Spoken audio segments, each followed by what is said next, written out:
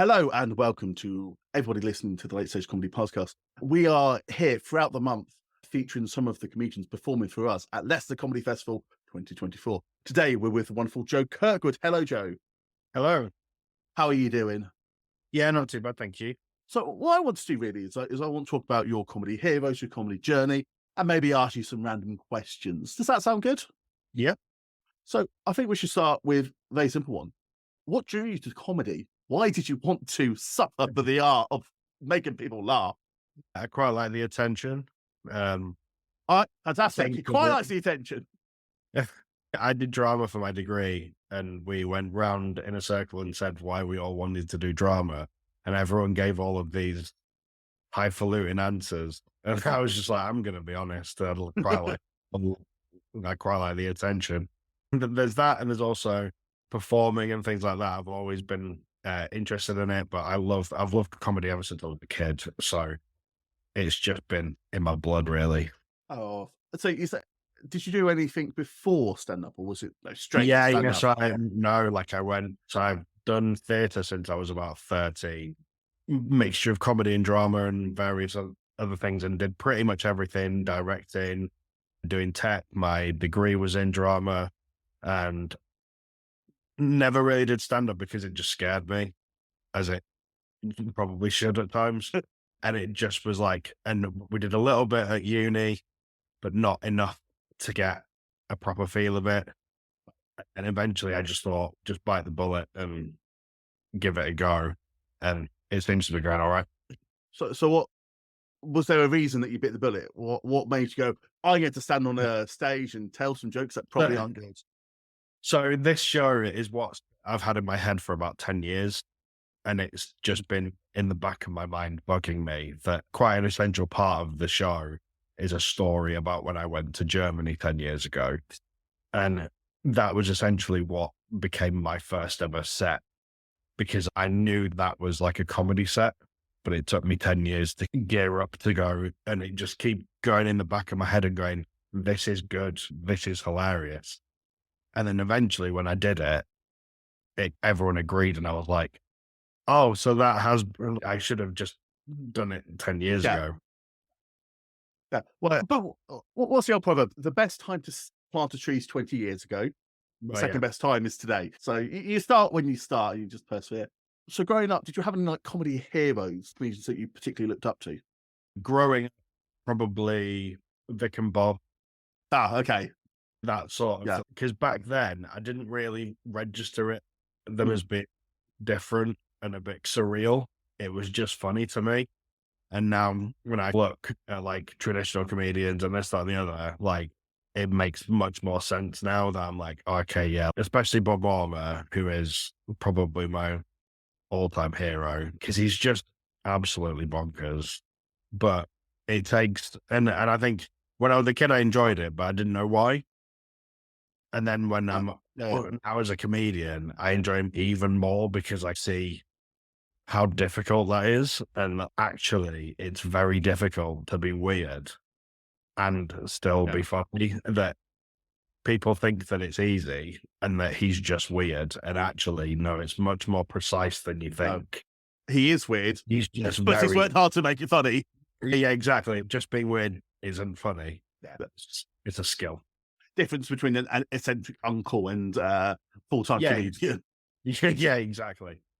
Yeah, but a bit on that. Are there any comedians now who maybe you're performing with, who in the circuit, who don't quite have the TV presence that you think deserve it?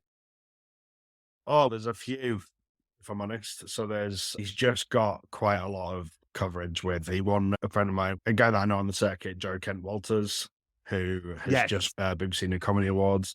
And I saw him for the first time in a cellar in Sheffield, and I'd never heard of him before.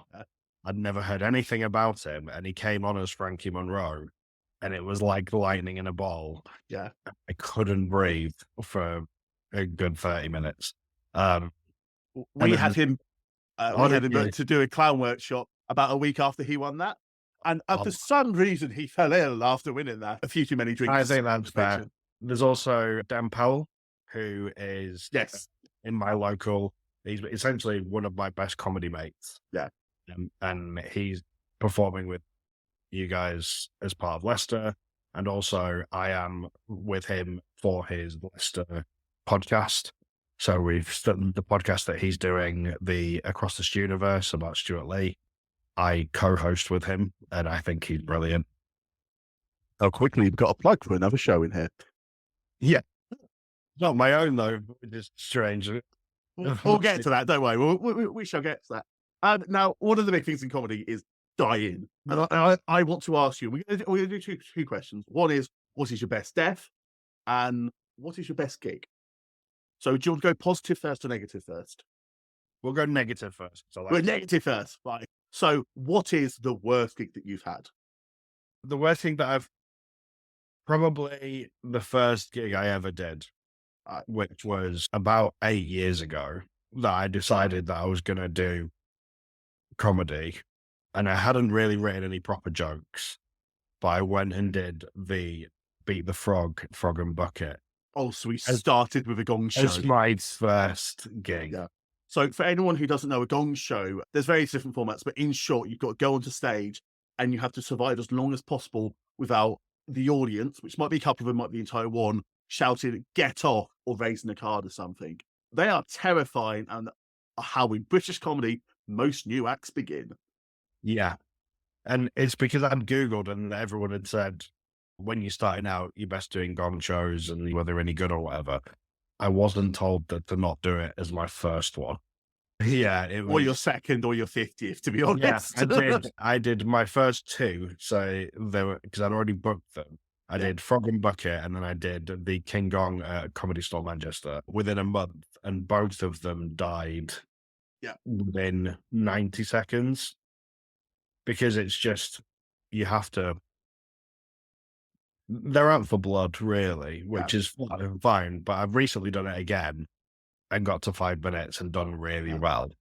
One of my good comedy friends says about gong shows that actually they're not helpful for new act because it doesn't teach you what it's like to die. No.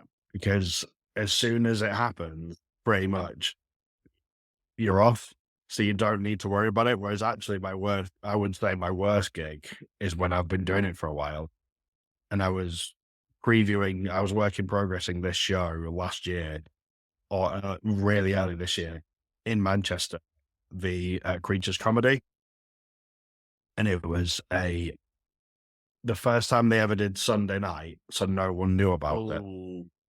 They'd booked me 4 days before the event, so no one had bought any tickets. They dragged 4 people down from the audience, from the bar upstairs, who didn't want to be there.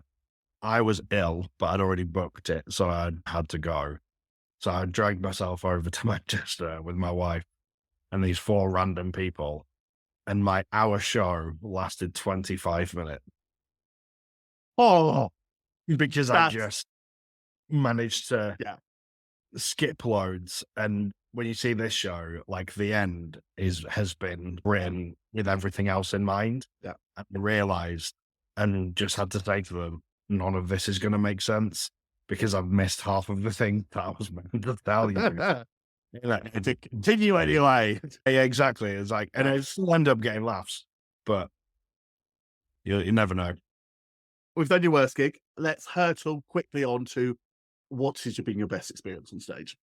Again, Frog and Bucket. Okay, right. The most recent one because I did it when I had written a load more jokes, I went back and did it again and got to 4 minutes 10 and then got to 4 minutes 30. I was like, I need to do this now. And the most recent one was a few weeks ago and went and absolutely stormed it and managed to get to 5 minutes quite comfortably. And actually, like, I'd run out of the stuff that I'd said, that I'd planned, and ended up having to ad-lib and do some stuff that I'd half written earlier on that morning, just so that I had something to say. And it also still got pretty big laughs. And there, when it's full and it goes off, it feels like Live at the Apollo because it's not like a 20-person room in the back of a pub. Like, it's a proper comedy. And it's amazing. but it's not live at the Apollo. So if any live at the Apollo producers are watching, please book you for live at the Apollo. Yeah, absolutely. So, but before we move on to our last couple of bits, any advice you give to brand new comedians? Like a sentence, a very quick piece of advice. Just get on stage. It's not something you can do. You can practice at home. You need to do it on stage. Yeah. So as many times as you can do it. You can't practice it by yourself. You get in with someone else and just get it going. Yeah. So before we finish, I am going to set all comedians a very simple challenge, and it's called Comedians versus AI, unless I change the name in post. But I've got you to pick a specialist subject, and we have got Chat GPT to write 10 questions on that subject. You have got 60 seconds to answer as many as you possibly can. I don't care if the answer is actually wrong here. You want to answer what Chat GPT has come out with. So we shall test how good the systems are. Would you like to tell us what your specialist subject for today is? It's the Marvel Cinematic Universe. The Marvel Cinematic Universe. I've queued up 10 questions. So if you can reach the end of the 10 questions, we shall say you are the winner. If not, we'll just see how many you get correct. Okay. Yeah. Your 60 seconds begins now. Who is the primary antagonist in the first Avengers movie? Loki. Correct. What is the source of Black Panther's superhuman strength and agility? What's it called? Mystic Herb. Incorrect. Heart-shaped herb. What character is known as the Sorcerer Supreme in the MCU? Doctor Strange. Correct. What is the name of Tony Stark's AI system that assists him in the Iron Man suits? Jarvis. Correct. In Guardians of the Galaxy, what is the name of the powerful orb that the characters are trying to prevent from falling into the wrong hands? Oh, I know it's the reality gem, but and I don't know what the orb is. Incorrect. Orb of Morag. Which alien race does Ronan the Accuser belong to in the MCU? The Kree. Correct. Which film features the character Eric Killmonger as the main antagonist? Black Panther. Correct. What is the name of Thor's enchanted hammer? Mjolnir. Correct. In Ant-Man, what technology allows Scotland to shrink to the size of an ant? The time you may finish. You are correct. And if I'm correct, that is 7 out of 10 you've got correct. That's not bad. That's not bad at all. I feel like I should get for it. No, it's got the exact sense. Fair 7 out of 10, which is where we start. Do some full leaderboard, baby. Final thing before we go, you have got 30 seconds to tell people why they should come and see your show at Leicester. Elevator pictures. 30 seconds. So what's your show called as well? A Guide to Therapy for Terrible People. A Guide to Therapy to Terrible. Why should people come and see A Guide to Therapy for Terrible People? Your time starts now. I'm trying to convince my therapist that I'm too far gone for therapy and that it won't work. So it's me explaining why I'm such a bad person, and the audience then vote. And if they agree that I'm a terrible person, then I'm not allowed to, I don't have to go to therapy anymore. It also includes my journey to Germany, where I met Guinea Pig Jesus and all of his things. And it's also award nominated at Brighton Fringe this year. Oh, that sounds like a very good reason to come and see the show. Go on. Anything else you want to add on top of that very quickly? No, that's it. Yeah, it's award nominated. Fantastic. Thank you very much to the wonderful Joe Kirkwood. Come and see his show at Leicester and support him whenever you get the opportunity to. Thank you very much for your time. Do you have any social medias that people can follow? Yeah, I'm Joe Kirkwood on Instagram at the minute, and that's pretty much the only comedy place. And also I run JKS Comedy that's based in Bradford. Fantastic. Thank you very much. Please subscribe and follow Late Stage Comedy across all the social media platforms. And we shall see you in February at East Street Lanes and the KL for Leicester Comedy Festival 2024. You have been listening to the Late Stage Comedy Podcast. Please share and subscribe across your chosen platforms, and head to latestagecomedy.co.uk to find out about our future events. Thank you for listening. Goodbye.